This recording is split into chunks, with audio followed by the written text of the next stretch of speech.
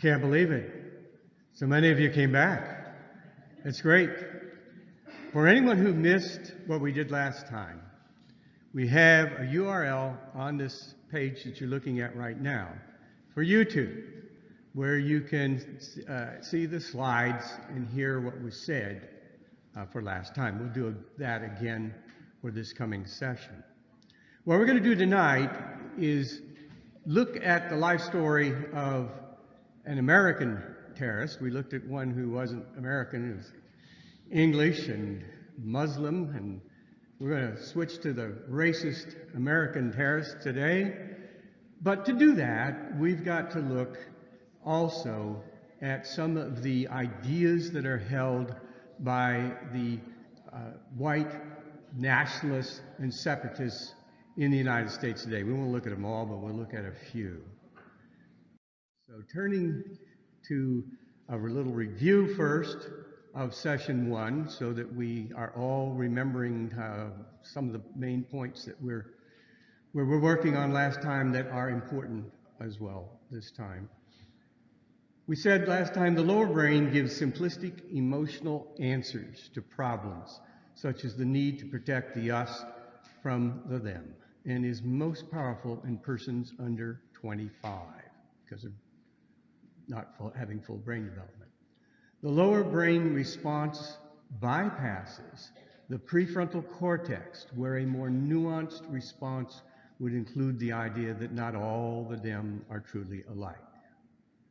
Many people have the tendency to want to protect the us by following a leader and the rules that leader gives.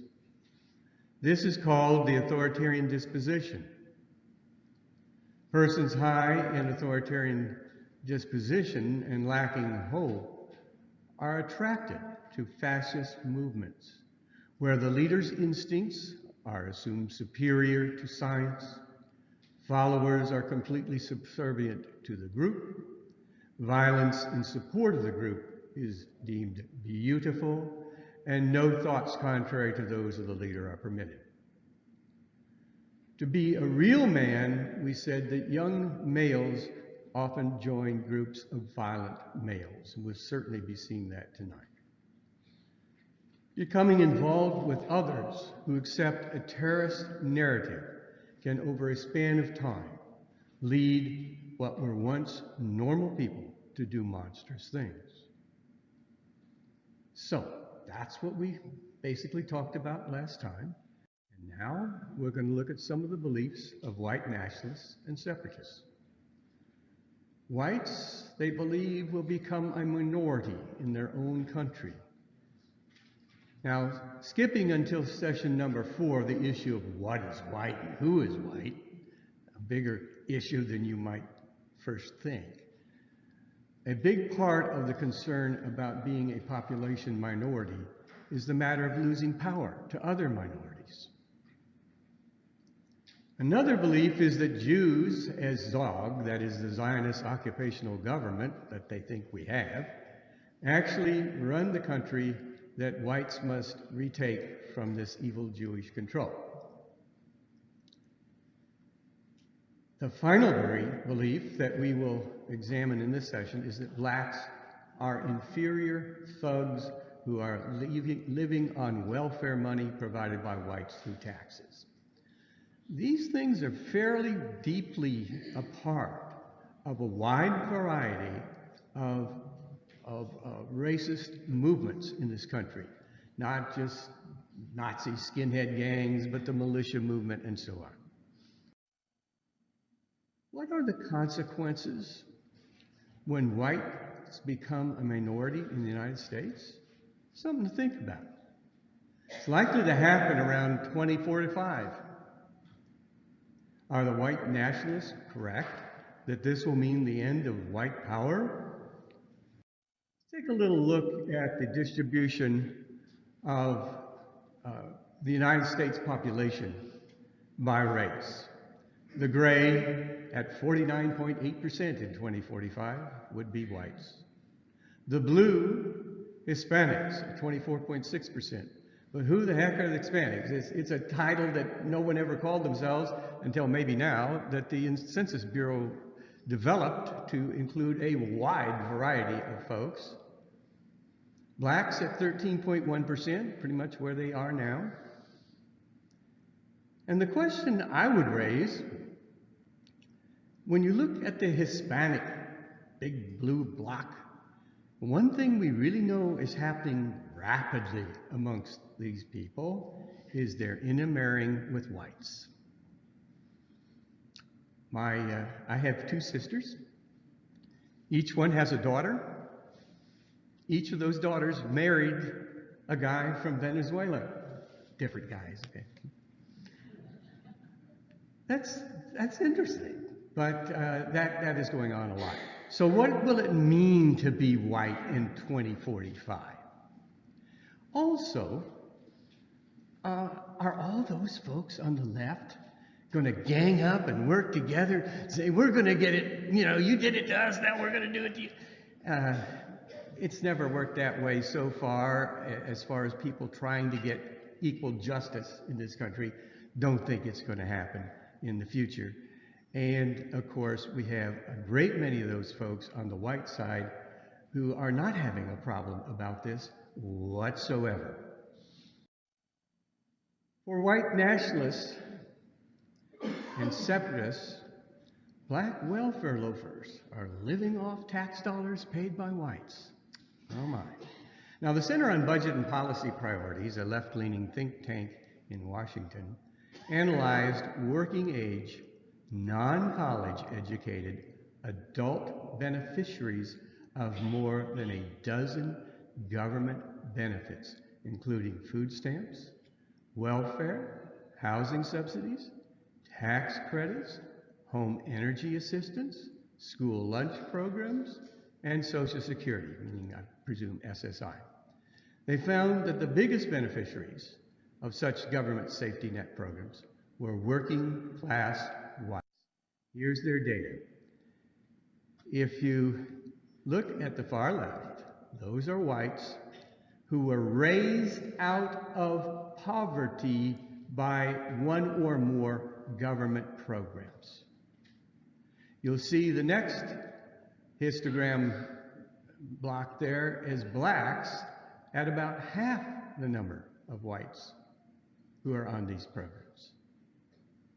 And if you go all the way to the right, there's even some folks who have bachelor's degrees that don't have access to jobs that really support them, that have been brought out of poverty by these programs, hopefully until they can get a good job. So again, the idea that is so prevalent amongst the racist right, who will not admit to being racist, is wrong. The data just shows it's not happening. Well, then we have these folks who are really concerned about ZOG, that Zionist occupational government that rules us all. They have some things to say about that.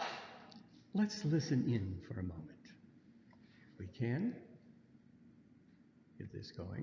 Jews will not replace us! Jews will not replace us! Jews will not replace us! Well, geez, I don't want you replaced by Jews either, but I mean, is that even a possibility? Amongst the militia movement, and I think a good part of anybody who pulls up the idea that ZOG is out there controlling him, anybody who works for the government, like myself for decades working for State University, would have been a part of ZOG, and we would have had to say things that only ZOG wants people to know, and these poor people, they won't listen to that. They don't want to hear that at all. Should one only believe the opposite of what professors say? Well, that's what the militia movement says. It's the opposite. These folks are trying to send you propaganda. There are not enough Jews in the world to replace these guys, let alone persons they consider to be white. It's kind of nutty. If we look at the religious landscape of the United States in 2016, you might expect the white evangelicals in the big blue up there. The Jews are in the second intensity of orange. Excuse me, I got that? Yeah, the second intensity of orange. The little brighter orange one is the Jehovah's Witnesses. And so in 2016, maybe about 2%, I think it was really 1.9% of the US population was Jewish. How many of them were cultural Jews and no longer practicing is another question too. That applies to a lot of people. Indeed, the most interesting piece of this chart, this pie chart, is the purple or magenta one, whatever it is. That's the unaffiliated, they call them here. They're usually called the nuns. Let me spell that for the Catholics in the audience. That would be N-O-N-E-S. Okay? Folks who do not accept any religious tradition and practice it. There's some deists in there, certainly a whole lot, I suppose. Well, there's some God out there, but I don't know much about him, and I'm just going about my business. There's a few atheists, about 5%, but it's an interesting number, and we're going to look at that number, how it changes. If we assume that various age groups today will be somewhat in the future like they are today, I know this is kind of small and hard to see, but these from the left to the right are the age groups 18 to 29, 30 to 49, 50 to 64, and 65 plus. I think we can make our point just by looking at the one on the far left, the very young, 18 to 29, and the far right, those 65 and over. You can see that for the very young, the white evangelical Protestants are about a third of what they are for the over 65. But again, what's most interesting here is the purple, which is about 38% for the young and only 12 for the 65 plus. If people grow up this way, things will be changing away from what they are now at 65 plus. Also, for the very young, the Jews don't make up, I mean, it's not enough left there to make up a number, okay? Whereas in the 65 plus, we give them 1%. They're really close to 2 overall. Okay, so again, these guys are afraid of something Zog that does not exist. You want to be afraid of something, try the white Protestant billionaires. They have decided to do some things that the rest of us would not be pleased with, and we will be talking about them in session 5. All right. Now, you know, it looks kind of ugly, but can people reform from this? Can you come back from all the tattoos and everything else? Can young men reform? The movement into violent gangs is not something only authoritarians do.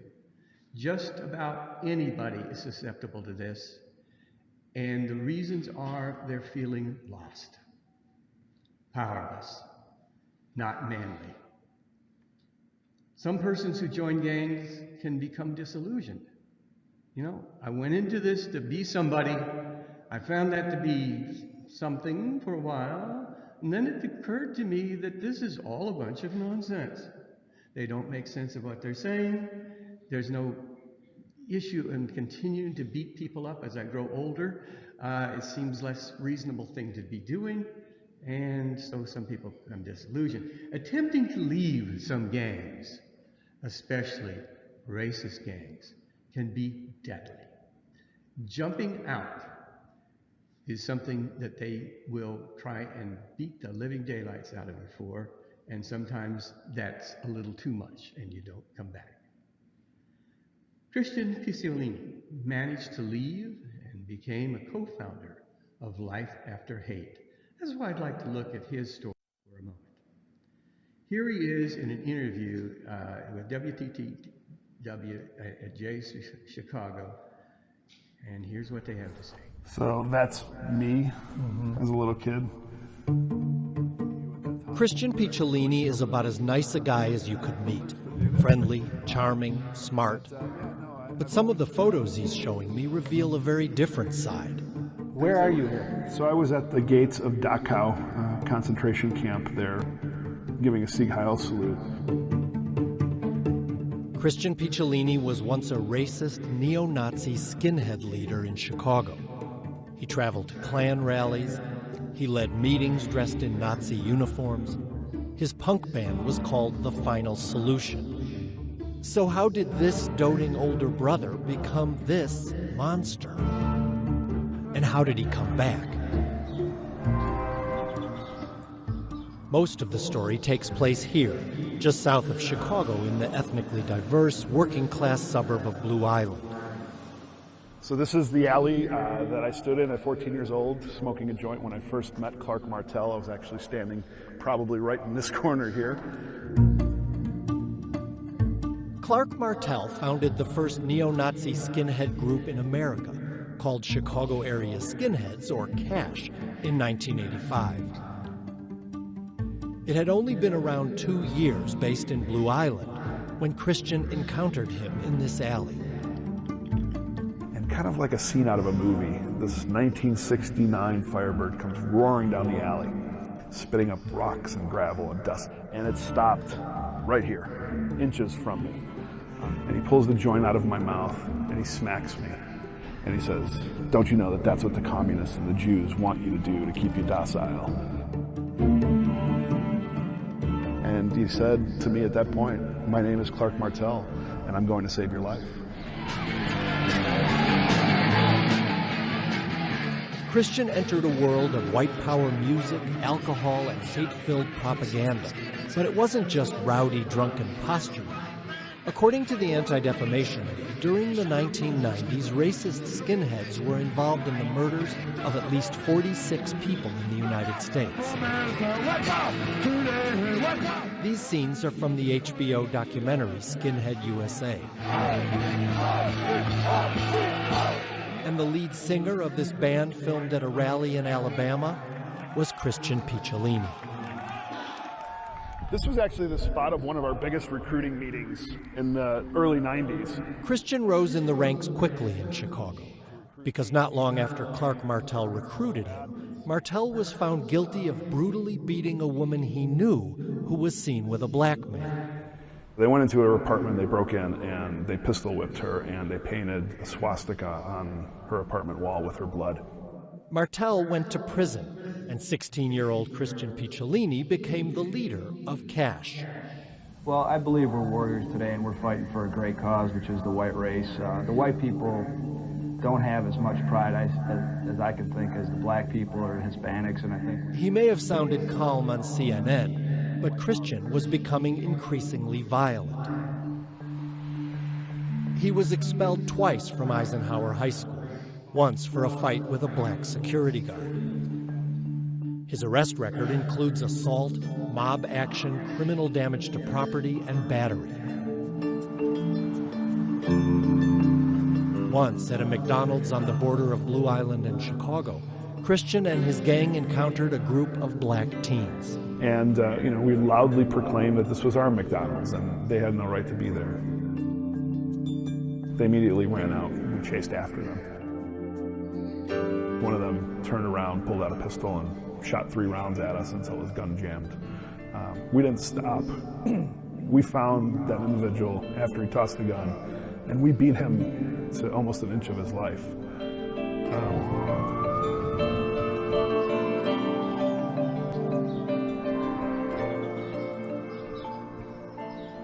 Christian's parents were Italian immigrants. He says they were good, loving parents, but worked long hours in their beauty salon. They and Christian's little brother knew some of his views, but they didn't know how deep he was getting, or how many guns he was amassing in his basement bedroom. So this window here is actually the window of the basement apartment that I used to live in below my parents. One night, he heard rustling outside his window and thought it might be someone out for retaliation. So I reached under my dresser and grabbed my sawed-off shotgun and crept along the wall and threw open the curtains on the other side of this window to shoot whoever was breaking in to my apartment, and realized quickly that they weren't the eyes of a stranger. They were actually my mother's on the other side of this window, who had been really preoccupied and concerned with what I'd been doing. So I was about a hair trigger away from shooting my own mother in the face with a sawed-off shotgun.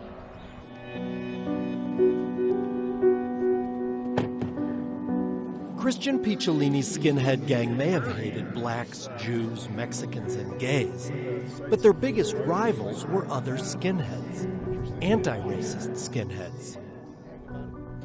I probably first heard about Christian around my freshman, sophomore year in high school, which would have been 91-ish. Nora Flanagan was part of a skinhead group called SHARP, Skinheads Against Racial Prejudice. He became kind of this mythical, a very real kind of force of evil. We ended up fighting these anti-racist white skinheads more than anybody else. Yeah. You know, people would go to a concert or go to a party, and before they knew it, there, in walked the white power army, and then havoc would ensue. I had friends that were hospitalized.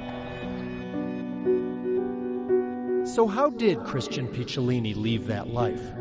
And can we believe his transformation? The Anti-Defamation League thinks so. A 1993 ADL report identified Christian Picciolini as a neo-Nazi skinhead leader. Yet in 2015, he was the featured speaker at an ADL event.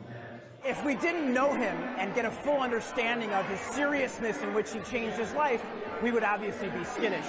But he has proved to us, and I think a lot of the people that do this work, that he has fully changed. And with that, I want to bring up my friend Christian Picciolini. In the audience is Christian's old rival and now friend, Nora Flanagan. Nowadays, do you believe him? Absolutely. Nora is an English teacher and helped Christian with his memoir. After seeing him at a show or two, he got my contact info from the band and emailed me and said, "Hi, this is weird, but I'm working on a book about what I've done and who I am now, and I was wondering if you would take a look at it." And so here was this guy who, throughout my teenage years, had been this monster under the bed, this lurking presence in the scene, this mythical person. And now I was sitting having sushi with him, talking about how to construct a memoir, and it was bizarre. But as Nora found out, it wasn't an overnight transformation. Christian says the doubts began at age 19. He fell in love with Lisa, and they had a baby boy. And when I held this little white child in my hand, my son, I thought, against everything that I had been taught for 7 years, that I didn't want him involved in what I was involved in. He continued to be involved, but he says having a child put a crack in his certainty. Then, to support his family, Christian opened a record store. Sold punk rock music and ska music and rockabilly music and heavy metal music, but behind the counter I sold white power music. Before I knew it, I was making money hand over fist selling white power music. But going into business had an unexpected outcome. When I decided to open this store, I said, I'm going to treat everybody equally, black, white, brown. I'm going to be a good businessman. I'm going to bite my tongue. And I couldn't reconcile the hate anymore. I couldn't justify it. Christian's racist life was coming apart. He stopped selling the white power music and his sales plummeted. The business went under. His skinhead comrades saw the change, and to this day, he's known in that world as a race traitor. His marriage also ended, and he moved back into the basement. I cracked, and something took its place. Christian and another former skinhead started Life After Hate to educate the public about hate groups and to help people get out. But he says the credit for pushing him to take action against hate goes to an unlikely source: the black security guard who was his nemesis here at Eisenhower High School. A few years after he'd left the white power world, he ran into him here. I didn't really know what to do other than run after him and tap him on the shoulder and apologize to him for what I had done. The man forgave him, but said it wasn't enough. He said Christian now had a responsibility to tell his story and to fight hate. So he's written a memoir, and he consults with law enforcement. And he tells his story to anyone who will listen.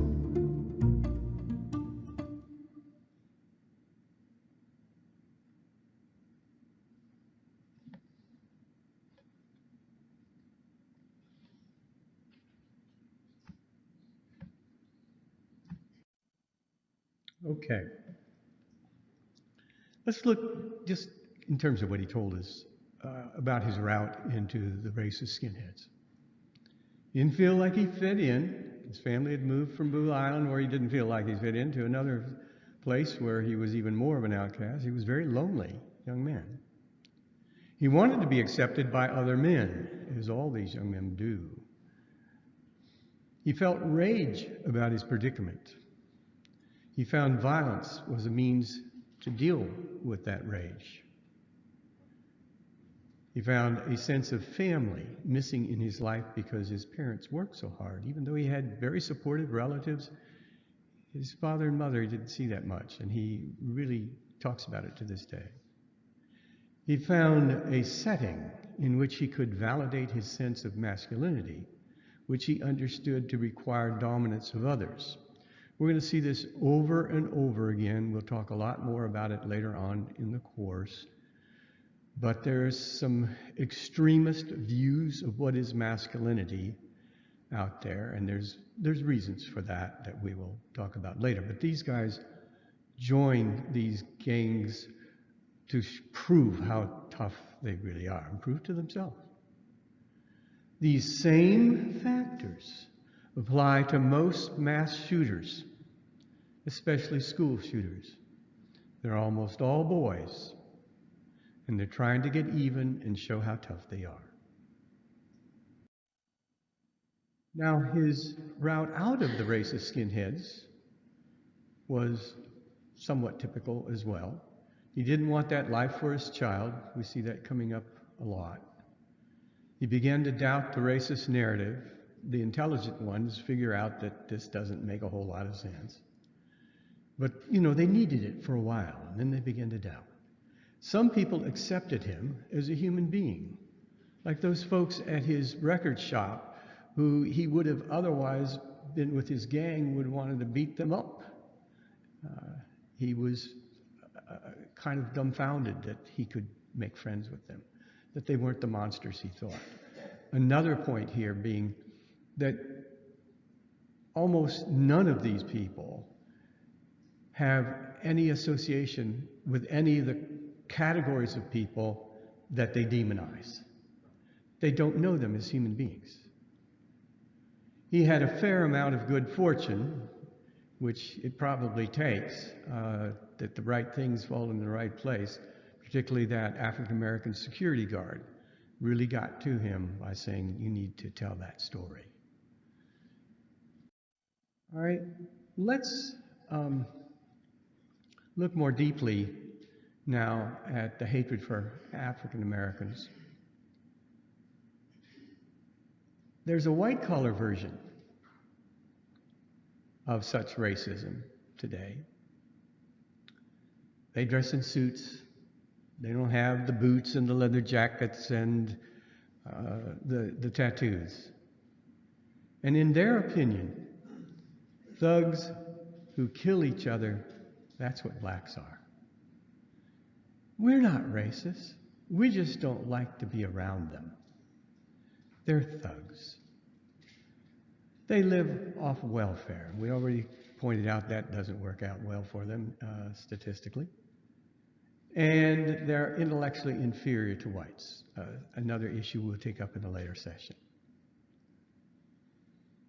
So let's look at this thug stuff here for a little bit. Are blacks thugs?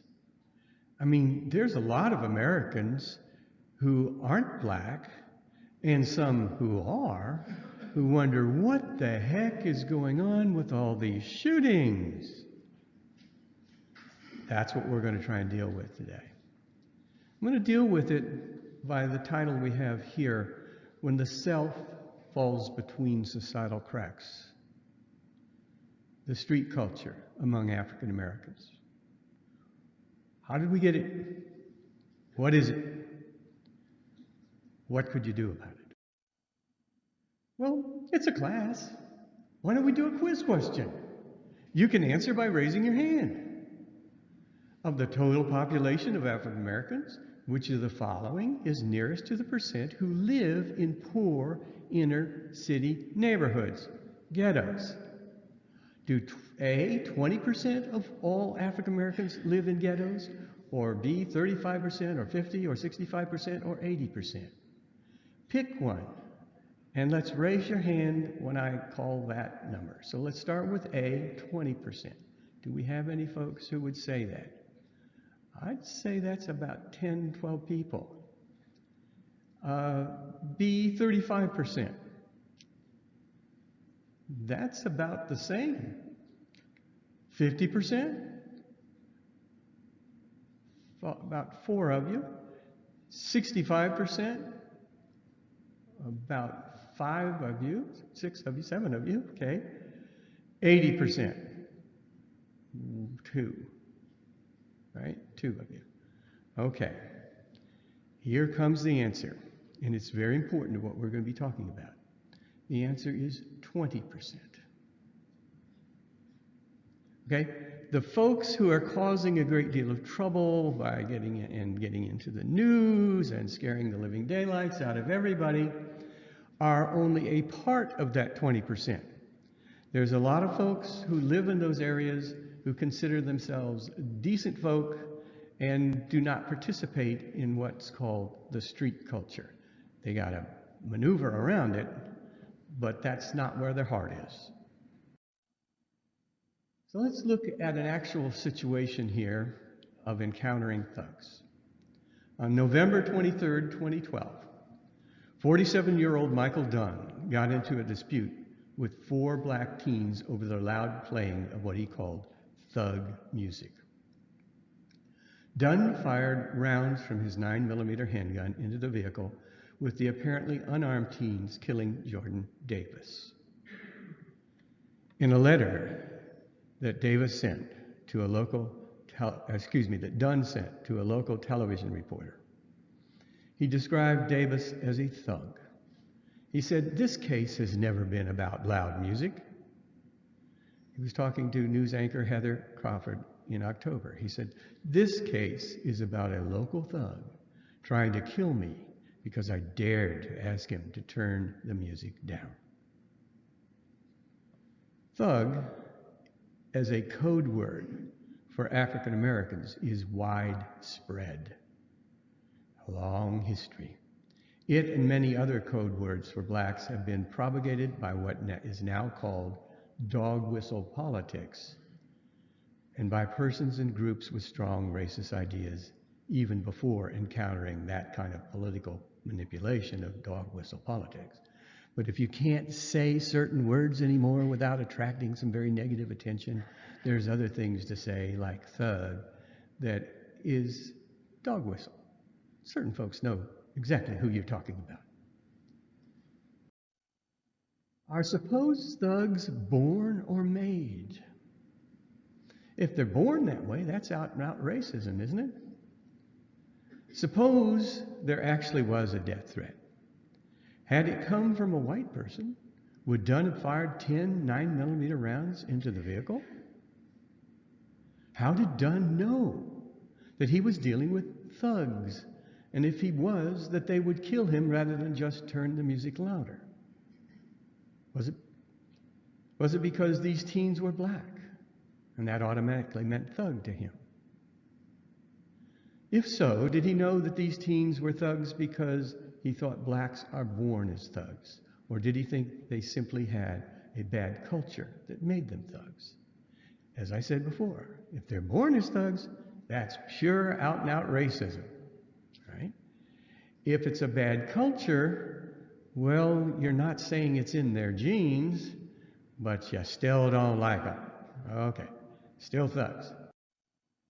The rise of the street culture. Let's look a little bit at the history here. In the 1960s, the North had a lot of immigration of African Americans from the South.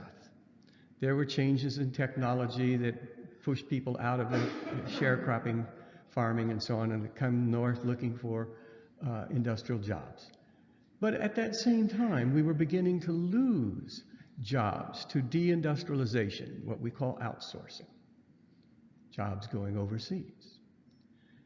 Decent blacks, that's what they called themselves in the neighborhoods they lived in the North, still were predominant in the neighborhoods and still called the shots. Street culture becomes predominant by the 1980s. As more and more blacks come from the South, cannot find the jobs they were hoping to find, feel emasculated, I can't support my family, hang out in the street culture, each trying to outdo the other as to who's, can drink the most, chase the most women, gamble the most and win, and so on and so forth, which, an outsider looking at that would say, man, you're not really proving much through all that. But that's all they had. And gangs were another part of that. This becomes what we could call a bifurcation point. That is, we had one form of organization, blacks working, indeed, in the 1960s, we still had some jobs in Louisville on the West Side. People worked. But then by the 80s, the jobs had disappeared so much, and so many people had turned to the street culture, that it was now predominant. Whereas in the 1960s, one of the decent folk maybe had a job at the post office or someplace else, he could put his arm around a young kid who was toying with the idea of joining a gang and say, this is no good. You won't keep yourself out of that for sure. Would now, by the 80s, be considered an old fool. This is what we have now. And it hit the individual as they transformed into something else. First, we need to look a little bit at culture and control. Culture is the ideas you have in your head, your values, beliefs, and so on. A culture is a means of control. If you think it's not proper for a person to do this or to do that, then you don't do it. Most people won't. But if you don't think that's correct, that you can do anything you please, then the way to control you is external. You're not doing it yourself through your culture. It's done through police and other measures. Now, these folks are building a self to be strong and scary. Same thing we're talking about for Christian Picciolini. They want respect. It's the thing they least get in their neighborhoods. I was listening to NPR a number of years ago, probably 15 or so, to some gang officers. That was just their job in the city, to handle gangs. And they had arrested some gang members. And the gang members reported when interviewed that the officers respected them. And when the officers were interviewed, they said, no, we don't respect them at all. What they do is totally wrong. But we treated them properly with normal means of dealing with other people. We didn't harm them in any way.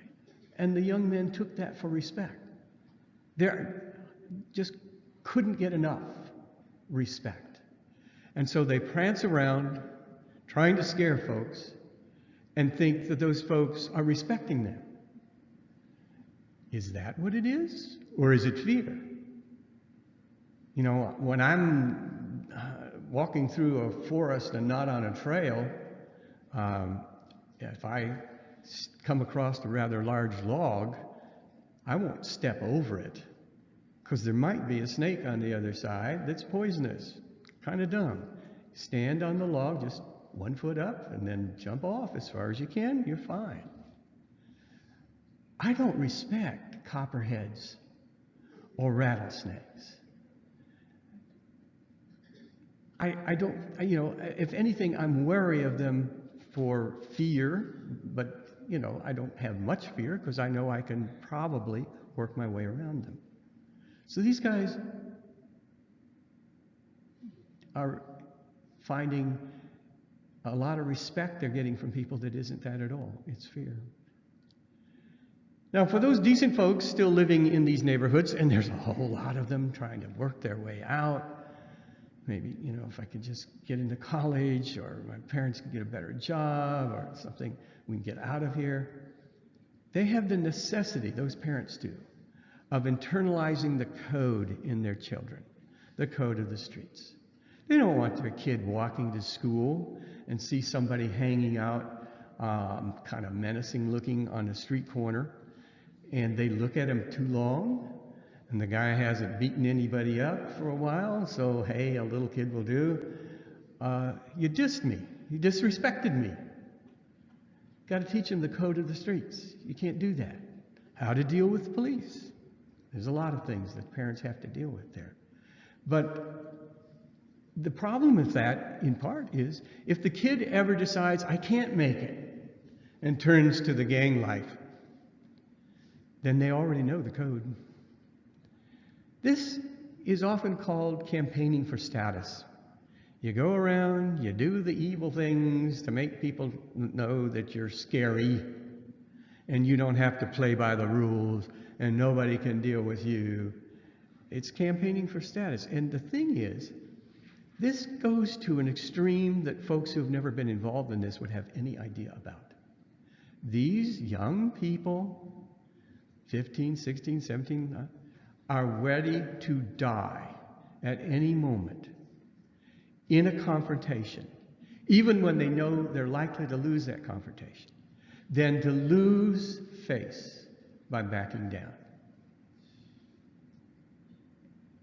To the middle class, these are monsters. And it's frightening, and it seems to be flourishing. And the middle class has no respect here. Now, you don't have to be a racist to be having these ideas. You're still wrong, but, you know, you don't have to be a racist to have these ideas. So let's look at somebody who even called himself a monster. Cody Scott, who called himself Monster Cody. Here you see the cover of a book he wrote about his life.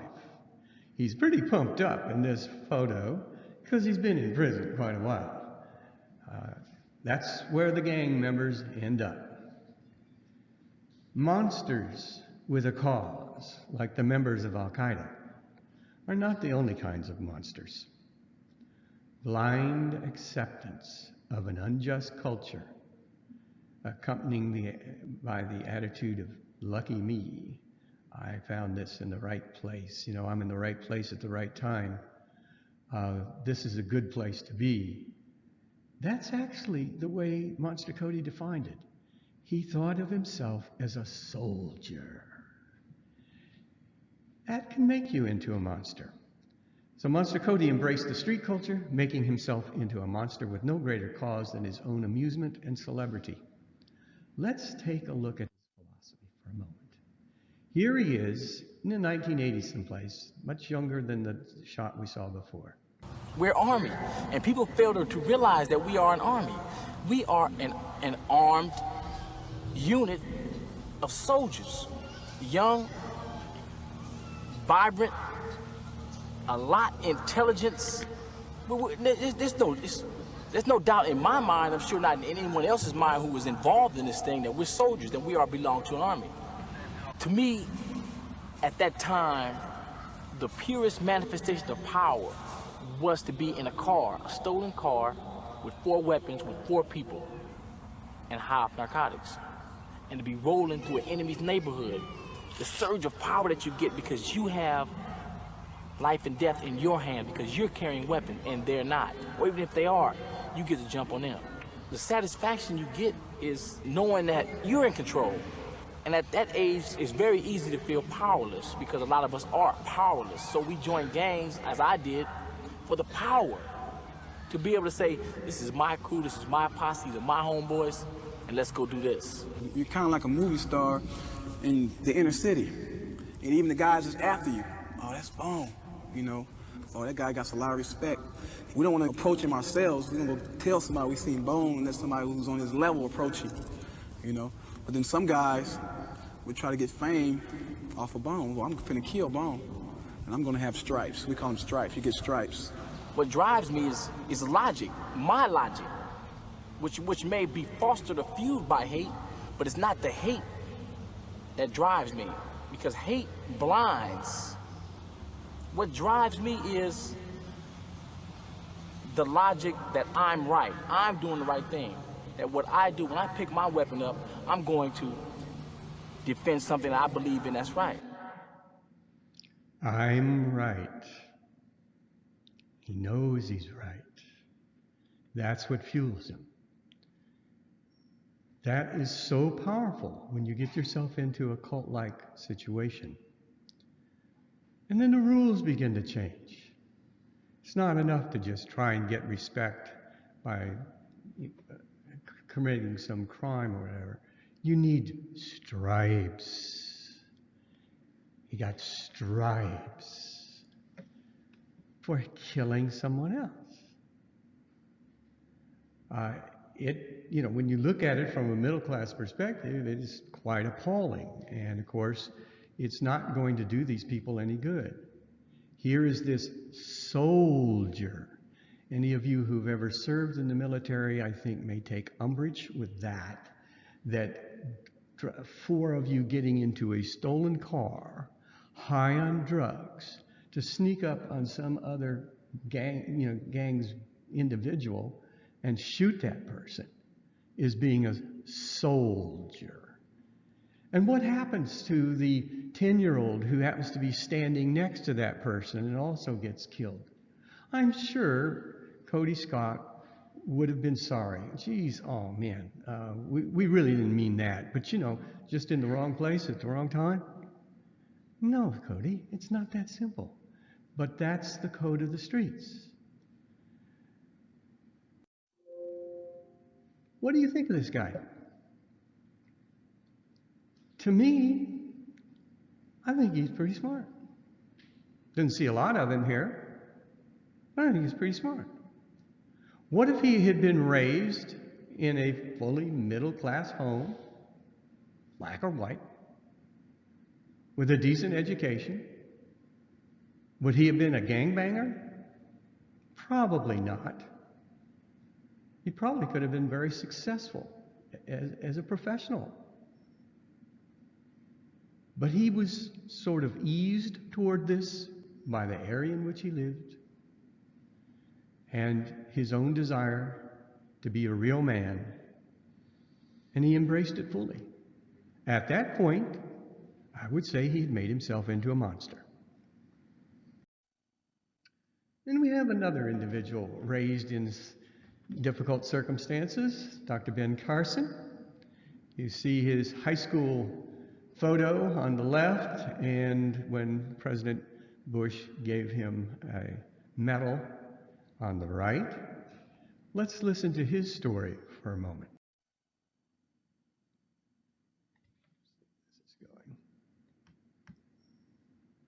As a young boy, I dreamed of becoming a doctor.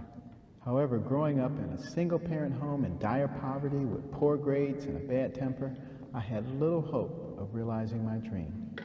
My mother, who only had a third-grade education, challenged my brother and me to read 2 books every week from the Detroit Public Libraries and submit to her written book reports. We didn't know that our mother couldn't read the reports. However, my life began to turn around as I gained self-esteem from earning top grades in my class. I became a leader in my school. The boy once called Dummy graduated from Yale, attended medical school at the University of Michigan, and at age 33 became the youngest major division director at the Johns Hopkins Medical Institutions. As director of pediatric neurosurgery, Dr. Carson has pioneered amazing, life-saving procedures, including in 1987, leading the first team to separate conjoined twins. Today, Dr. Carson continues to save lives. He also puts his energy into other vitally important endeavors, including the Carson Scholars Fund. As a young boy, I'm I sorry. dreamed. That's going to keep going. There we go. So maybe let's say a little bit more about Ben Carson. He did have a push in the right direction from his mother, a very exceptional woman. She was married off at age 13, had 2 boys, Charles and Ben, and her husband then divorces her for another woman in her early 20s. She's living in the South, no education, no skills. They move to the North, and she becomes a housekeeper for the rest of her life, trying to put a roof over the head of those boys. But then she noticed they were watching TV all the time, getting nowhere. Ben was not very successful in school. As smart as he was not very successful in school. And the kids, in fact, did call him a dummy. So she did this little bit on them. I demand that you go to the library and write me, find some books about something you'd like to write about, and you write me a paper every week. And at first they were appalled. No TV, I gotta go to the library, this is awful. After about a week, they found that they actually could come up with some things that were interesting. And the more things got interesting, the more books they read. They wrote their papers. Ben started accelerating in school. Charles eventually becomes an engineer. And Ben's career is absolutely outstanding. When you think of it, in medical school, it wasn't done yet with medical school. He developed a new instrument for surgery, brain surgery. And then when he became the director of pediatric neurosurgery at Johns Hopkins, probably the premier place in the world for that, at 33, he then did what you weren't supposed to do at that time. Attempted to separate twins joined at the head. You can't do that because that's where the brain is. And he was able to do that successfully many times. Indeed, his team that he developed traveled to Europe to do surgery there on twins because they couldn't be transported to the United States. That was a very successful career. Maybe he owes a lot to his mother for that. Hard to say. In high school, he got into a fight with a friend. Friend kept turning off his radio because Ben liked classical music. It just sort of soothed him because he had a little bit of an anger problem. Well, his friend turning off that music and turning into something the friend liked all the time got Ben pretty angry, and he had a pocket knife, which he took out, and he jabbed that child right in the gut. That should have been the end of his career. The good news for that child was he had an extremely large buckle on, and the knife never got past the buckle. It scared the living daylights out of Ben, and he reformed considerably his anger problem. He really worked on it a lot. But why couldn't Cody have had a good career as well? And how about the folks who live today in Chicago and are killing each other? Or here in Louisville, who are killing each other for the street culture respect that supposedly comes with it? Isn't there something we could do? Now, white liberals aren't always as anti-racist as they think they are. And I want to use a little bit of information here from an African-American historian who is extremely conservative. And here's what he says to say.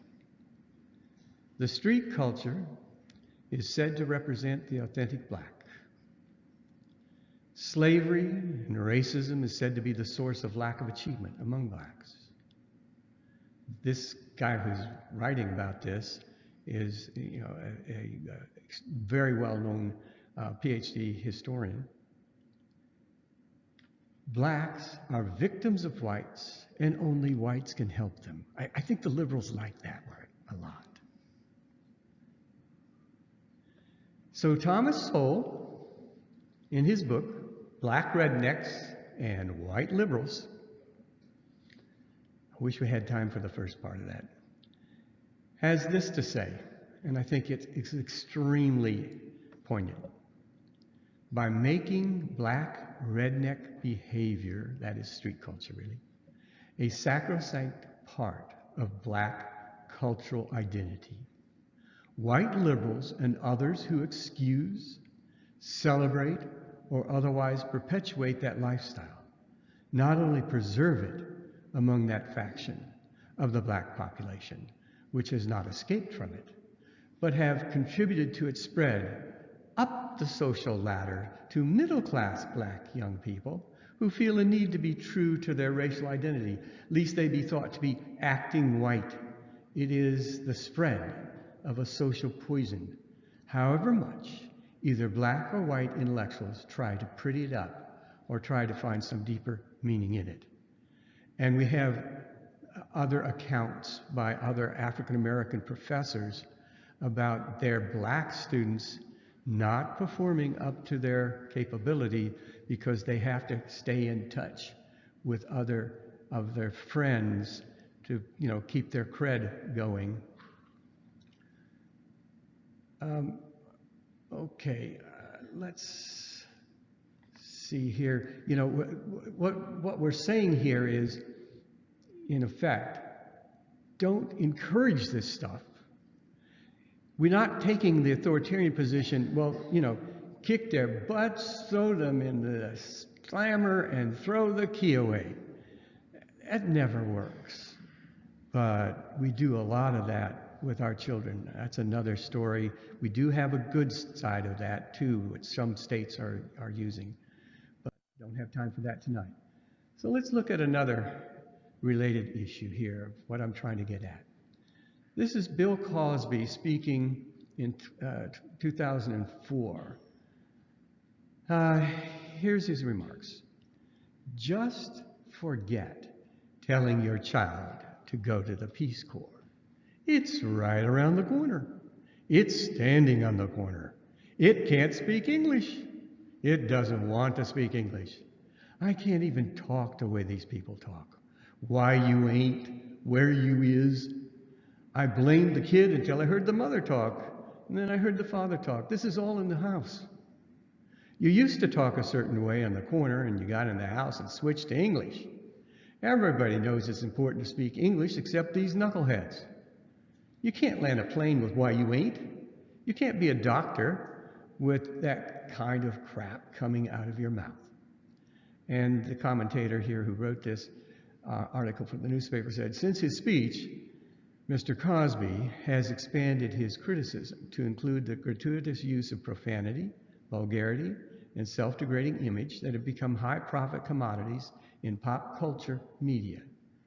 He has repeated that his urgent reason for ringing the bell is the estimated 50% high school drop rate among African American males. Indeed, there are a lot of people making money off pop culture by making it as ugly as they can. But that's not the issue I'm looking at here. Dr.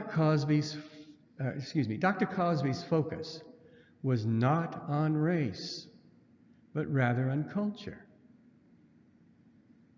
How would you criticize Dr. Cosby's criticism? Well, this raises the question of where does culture come from? He's saying, they're speaking in a way that will not give them a future, but it's not in their genes. Fine. It's part of their culture. So he wants the parents to take care of that and speak properly in the home, as though that's the only place they're hearing this stuff. Where does culture come from? It comes from the way we organize ourselves and the things we do. We generally come up with a set of ideas and values that sort of match that. They go hand in hand. He's not talking about that.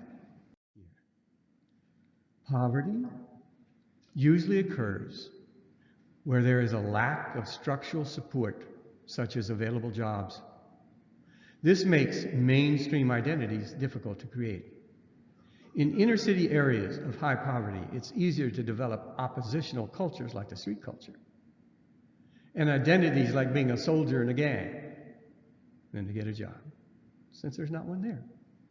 An excess of such identities can make a lower class both self-destructing and menacing to the larger society, and has occurred in a number of major cities around the world.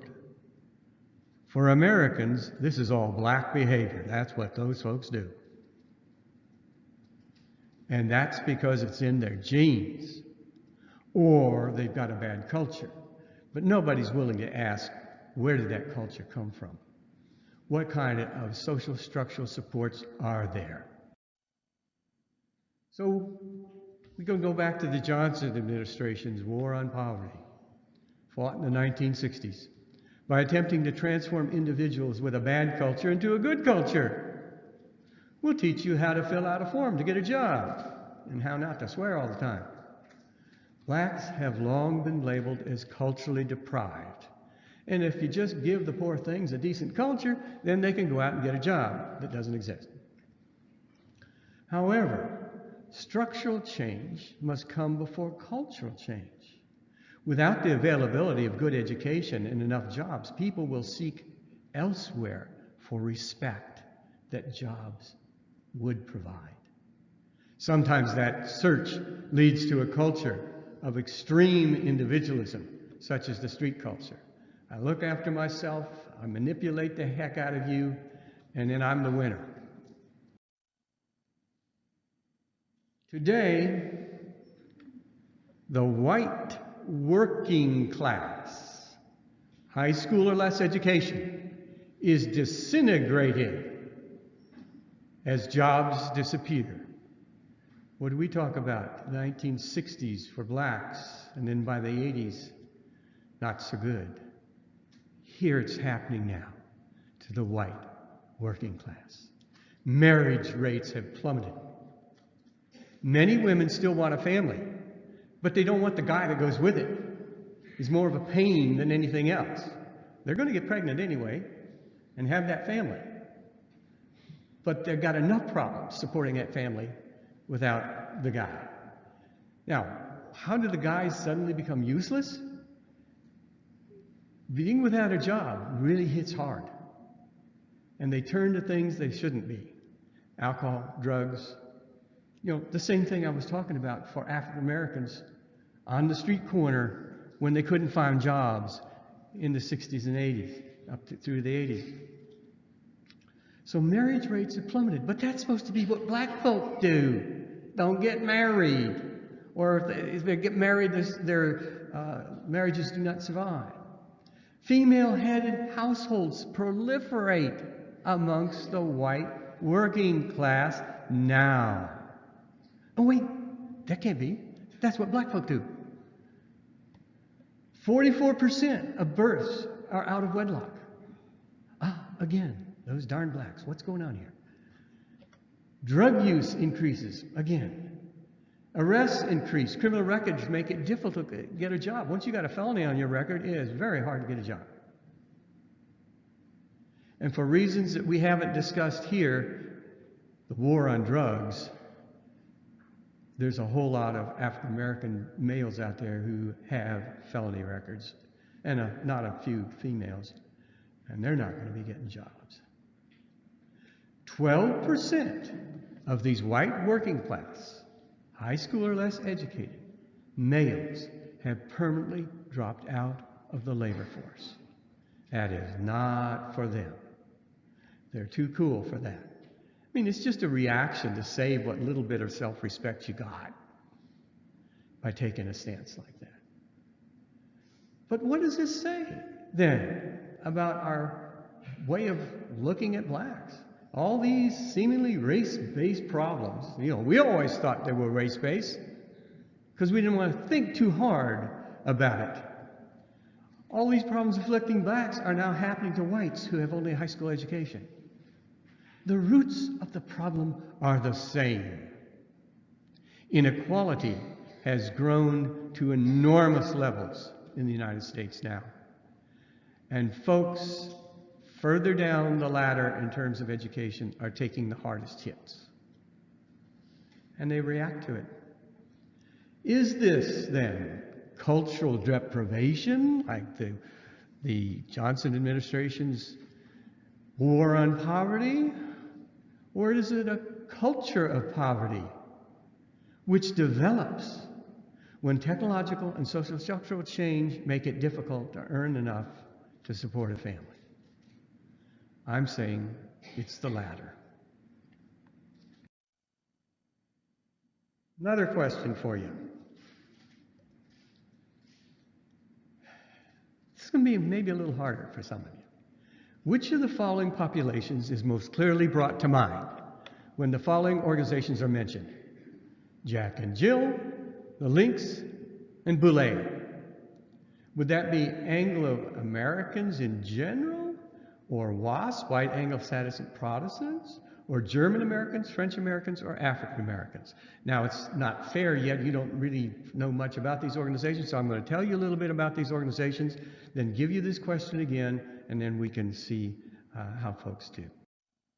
Jack and Jill, founded in 1938 as a nonprofit organization with 218 chapters throughout the United States and Germany, and with a membership of over 30,000 parents and children, focused on bringing together children aged 2 to 19 and introducing them to various educational, social, and cultural experiences.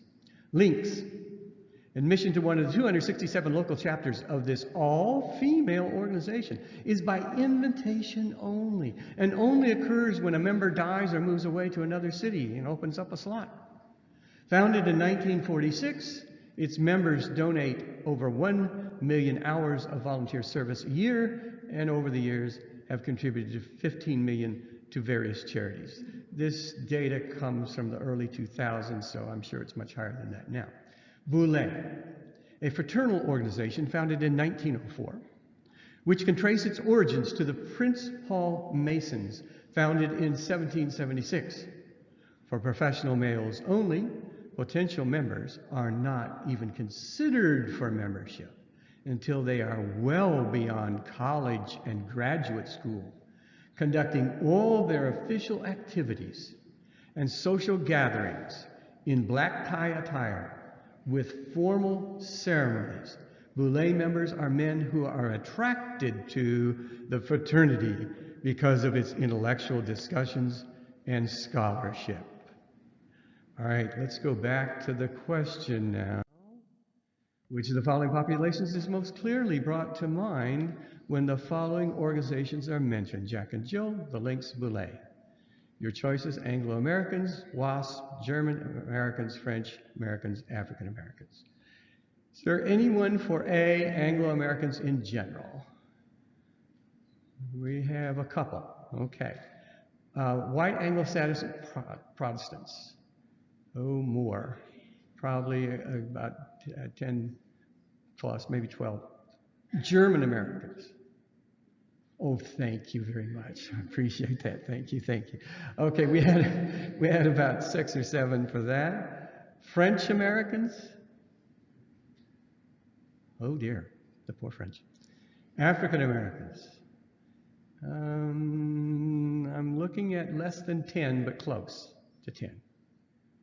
All right? And you folks are correct. African Americans. No, they don't do that stuff. They kill each other. What the hell is going on? Excuse my language. Okay, here's the same information that you had before.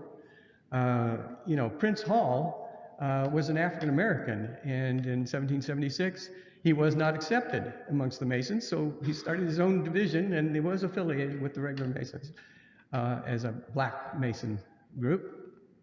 All right. Now, here is a group that wasn't on the list.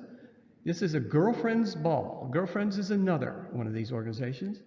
A Rose Cotillion formation being presented in the early 1960s at the Waldorf Astoria Hotel. African American at the Waldorf Astoria. In 1960s was the place to be for a hotel. How about Alonzo Herndon? He built this mansion in Atlanta in 1910, 5 years after he founded the Atlanta Life Insurance Company. Today, the black-owned firm has over $220 million in assets. Here's Herndon's other business. He had other businesses. He was a business guy. It included what you're seeing here, a 25-seat men's barber salon that employed only black barbers and served only white businessmen. Located on Peachtree Street, it featured leather benches, marble floors, and crystal chandeliers. Did Herndon know how to make a buck or what? Here's the children at a summer camp from the African American upper class. To be a part of that, you have to be fairly light-skinned. Here is a shot of what we called ballet. Formed in 1903, this is Sigma Pi Phi, and it goes by the name of ballet, has been the most selective membership club for men in the black elite, consisting mostly of doctors, lawyers, wealthy businessmen. Okay. Here we have Harold and Helena DeLay. They recently bought and restored the 1906 mansion of Madam C.J. Walker. I wish I had time to talk to you about her, very incredible woman. He was the founder of the Wall Street firm DeLay Securities. Harold was the first black individual to own a seat on the New York Stock Exchange, a native of New Orleans. You can trace his family back to 18th century Louisiana. Here we see, more than 60 years after its founding, a Jack and Jill party.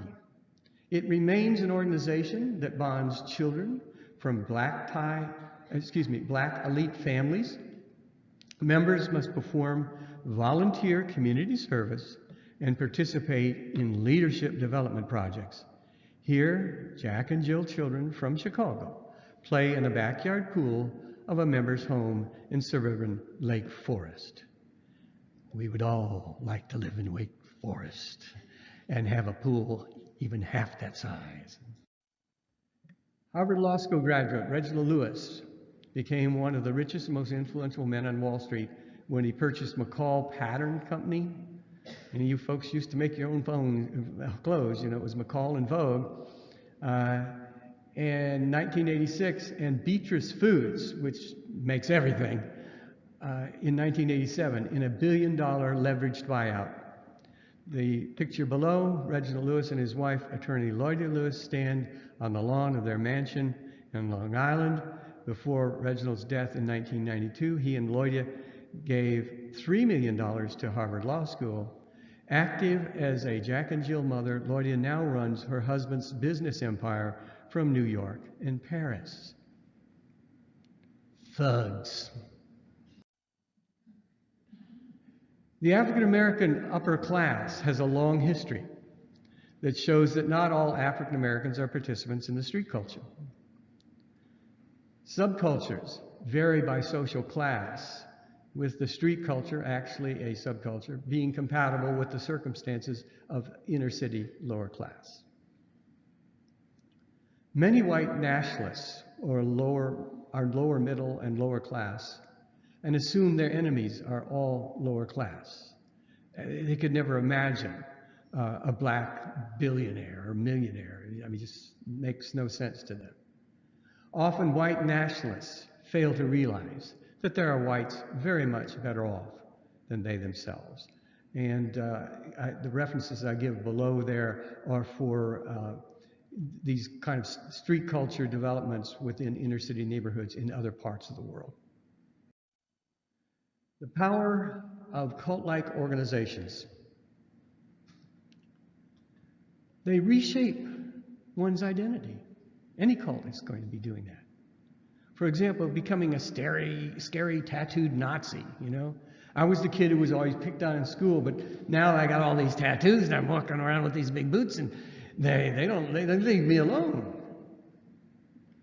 Being part of a group with a supposed noble mission can be exhilarating. We are saving the white race. These fools don't know anything about Adolf Hitler and all that he did for Germany. I think they forget the fact that he utterly destroyed it. Being provided the supposed truth about the world, and one thus becomes exceptional. You know, they've got that truth. They know about the Jews and how they control the whole country. They have the truth, and it's kind of exhilarating. You know, all these other fools are running around not knowing all this stuff. They prohibit these cult-like organizations, prohibit critical thinking. You don't raise questions in them, or the answers are going to be kind of harsh, and they might not be in words. Criticizing the leadership or the group narrative can lead to punishment or expulsion, both of which have the risk of death. Reason will often be rejected. The Jews will not replace us. I mean, I still have trouble with that.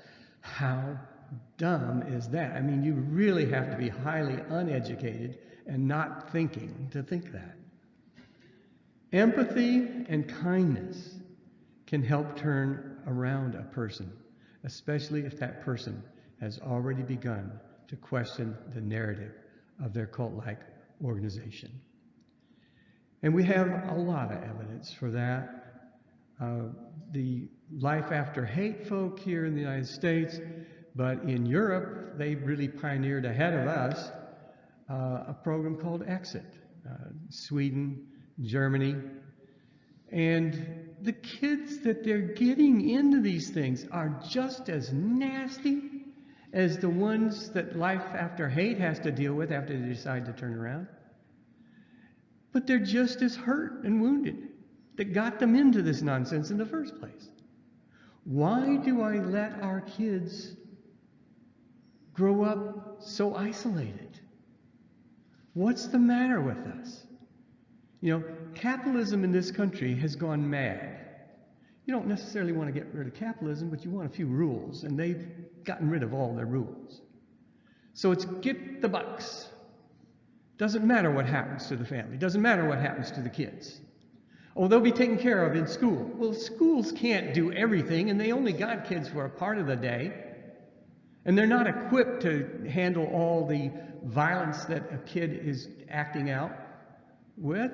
They could be if we wanted to spend the money, but we don't want to spend the money. And it's interesting. In your countries, like the Scandinavian countries, for example, where the safety net is so far better than anything we ever dreamed about. And they still have kids who run into problems.